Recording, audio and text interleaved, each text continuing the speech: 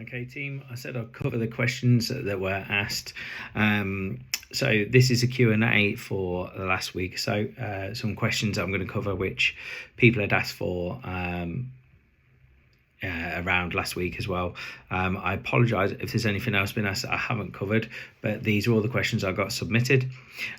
So I had the question of, when supplementing, are there any non-negotiables that we should be taking to help with overall health?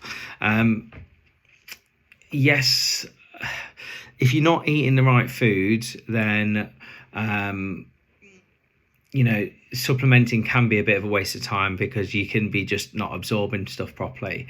However, if you want to check boxes, a bit like when you have a car, like before, let's say you're going on a long journey in your car, right? You always check your air pressure, you check your water, okay, you check the fuel, all right, you might check a few other bits, and then you might top them all up, right, before you leave. That is the same principles with taking any supplements or vitamins, all right? So, you're taking stuff. Now, there's certain stuff that you can take that won't cause you any problems because it'll either get flushed out your system or it'll be utilised. And there is some that if you take too much, you can get poorly from. Now, what I would say, there's sort of what we call our, let's say, foundation supplements, okay, that most people should be taking, particularly because the nutrients in the ground aren't so good and most people don't eat enough omega-3 oils. So the main ones that I take and the ones that I've learned that most people should be taking most of the year round is a fish oil or an algae-based oil, so for your omega-3s. Okay, there has been some done research on now omega-3, 6, 9 and 10 being an even better combination, but omega-3s with high EPA and high DHA, and I'll probably go into that another time, but you want the highest possible absorbent resources of that, the highest percentage you can get. There's a lot of cheap ones around which are really, really low and not very good. So just bear that in mind, and also a lot of them spoil. We only do the Nutri ones because we know that they're looked after. They're not going to spoil before they get bottled up. Likewise, we also know they're from some of the purest sources you can get. So they have a full paper trail and they're really high grade, like EPAs and DHAs. Anyway, so omega-3 is the main one. The secondary one that we would suggest taking is vitamin D3, especially the one that's sort of bound with K2. And the reason I say that is that the D3 helps a lot of people with overall health in general. So I would seriously consider adding that in. And, there's lots and lots and lots and lots of studies to look at. So yeah, that's that one that I would do. Get that one in. If it's bound with K2, it'll help getting into the bones as well because that's a calcium. Number 3 is magnesium. It's linked with 300 different processes, so you want to get that one done. And take that about 800 milligrams a day.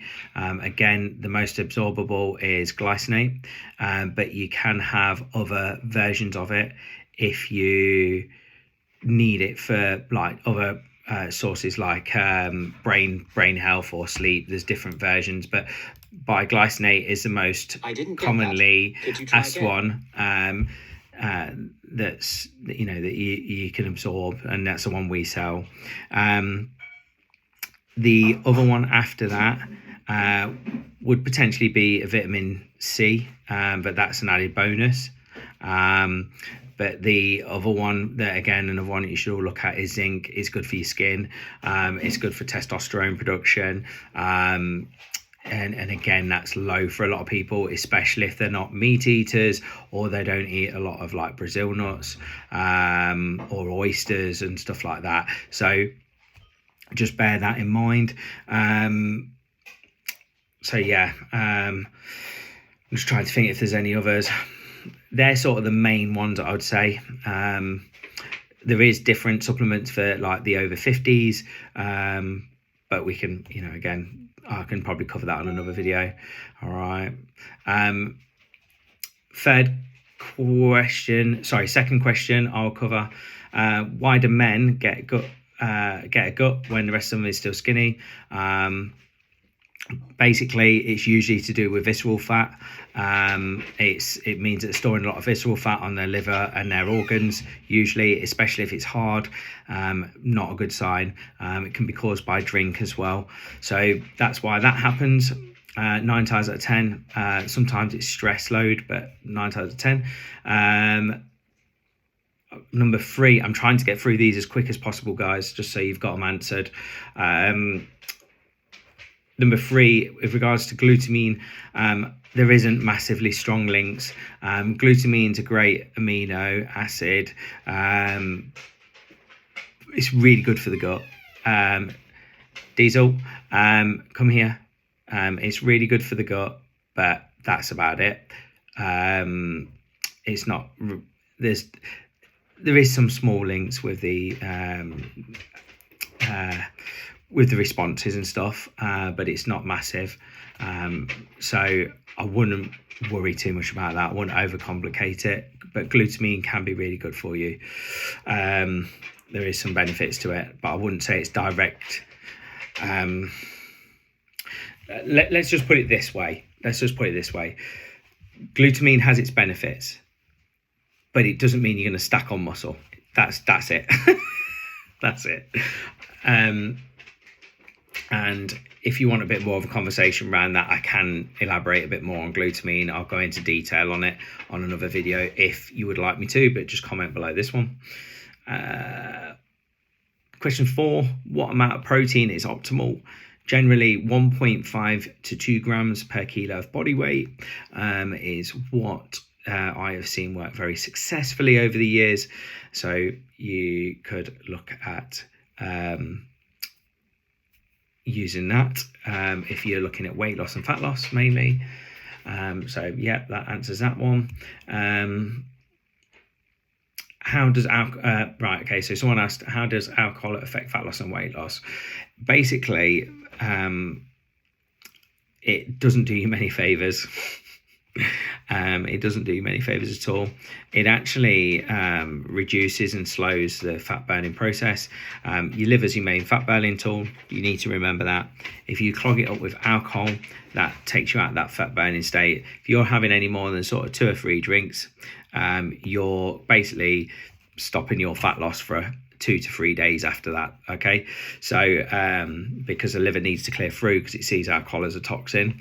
So it's not beneficial in any way, shape or form for weight loss and fat loss, just like it's not beneficial for health. But I would never tell anyone to give it up, but you just need to be very mindful of how much you are consuming because it will drastically affect you at the end of the day. So you just need to bear that in mind. All right. Anyway, hopefully that answers all the questions. And again, what I'll do is I'll post the form above this video and you can add your questions to that for this week. Come in. All right. Take care. Bye.